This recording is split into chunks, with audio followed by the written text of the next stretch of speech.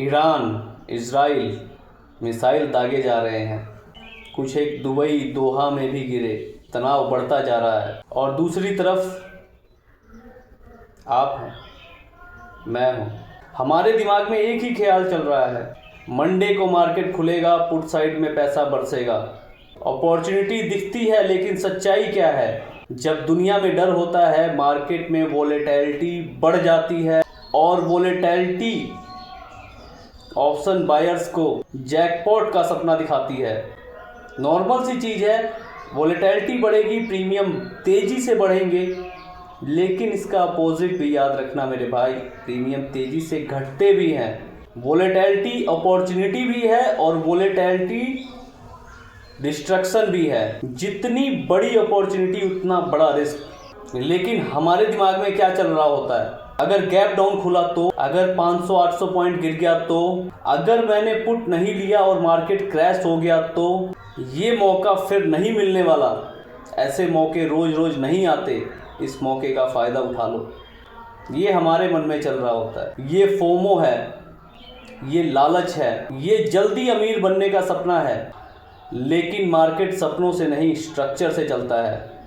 Monday morning की सच्चाई, war news already public है, मार्केट बेवकूफ़ नहीं है। अगर क्रैश की संभावना है तो प्रीमियम पहले से महंगे होंगे।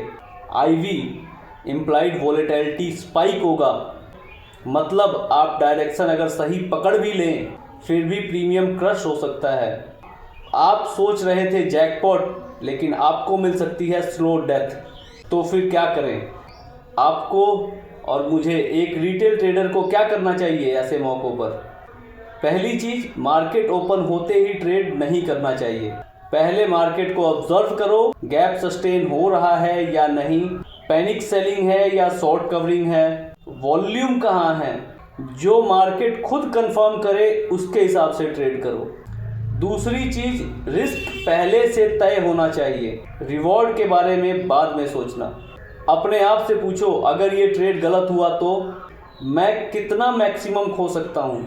मैं अपने कैपिटल का कितना रिस्क ले रहा हूँ? 1%, 2%, 3%, कितना?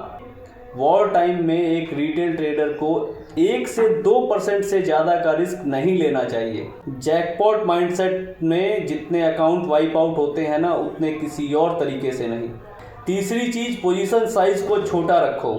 छोटा पैसा क्लियर डिसीजन ले सकते हो, लेकिन बड़ा पैसा रहेगा तो इमोशनल डिसीजन लोगे, और इमोशनल डिसीजन के रिजल्ट तुम्हें पता है। वोलेटिलिटी में सर्वाइवल पहले, प्रॉफिट बाद में। चौथी चीज़, स्टॉप लॉस को रिस्पेक्ट करो। वॉर न्यूज़ में कैंडल ब्रूटल होती हैं। अगर स्टॉप लॉस हिट हो जाए, मत सोचना कि थोड़ा सा और रुक जाता हूँ, मत सोचना रिवेंज में ट्रेड लेने की। साफ साफ कह दे रहा हूँ, वॉर मार्केट में रिवेंज फाइनेंशियल सुसाइड है। सबसे बड़ा युद्ध बाहर नहीं, तुम्हारे भीतर है।